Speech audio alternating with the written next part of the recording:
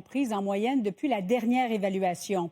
C'est moins qu'il y a 3 ans, mais ça peut faire une bonne différence sur votre compte de taxes, surtout lorsqu'on voit le prix moyen d'une maison unifamiliale. Seule exception, les tours à bureaux qui perdent en valeur. Anne-Sophie Jobin. Plus de 12 %. C'est l'augmentation de la valeur des propriétés à Montréal. C'est aujourd'hui que la Ville dévoilait son nouveau rôle d'évaluation foncière. Un registre qui paraît aux 3 ans et qui révise la valeur des immeubles et des terrains sur son territoire.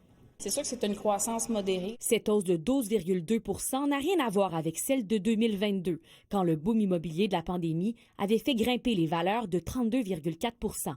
Désormais, le prix moyen d'un condo atteint 550 000 $, tandis que celui d'une maison unifamiliale frôle le million. Dans l'ensemble du résidentiel, la hausse moyenne est d'environ 10 %. C'est dans les arrondissements de Rivière-des-Prairies, Pointe-aux-Trembles, Montréal-Nord et Anjou que les propriétés prennent le plus de valeur.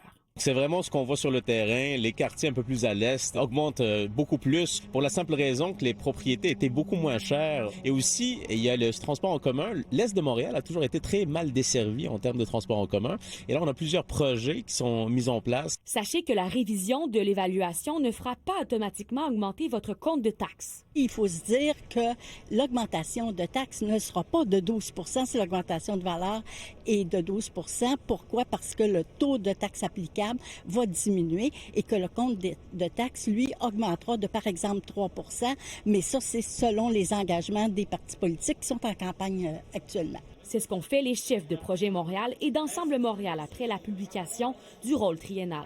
Les taxes pendant le prochain mandat vont se situer entre 2 et 3 %. Je me suis engagée d'avoir une hausse équivalente à l'inflation, autour de 2 %. Autre fait saillant de ce rôle d'évaluation, la valeur des immeubles à bureaux au centre-ville a reculé de plus de 10 %. On est en télétravail énormément, donc les entreprises vont, dans la négociation de leurs baux, réduire leur superficie. La Ville refuse pour l'instant d'associer la baisse de valeur des bureaux au problème d'insécurité au centre-ville. Pourtant, lundi, un sondage de la Société de développement commercial dévoilait que près d'1 travailleur sur 2 au centre-ville craint désormais pour sa sécurité. C'est d'ailleurs dans cet arrondissement que la hausse des valeurs résidentielles est la plus faible, à peine 6 %. Anne-Sophie Jobin, TVA Nouvelles, à Montréal.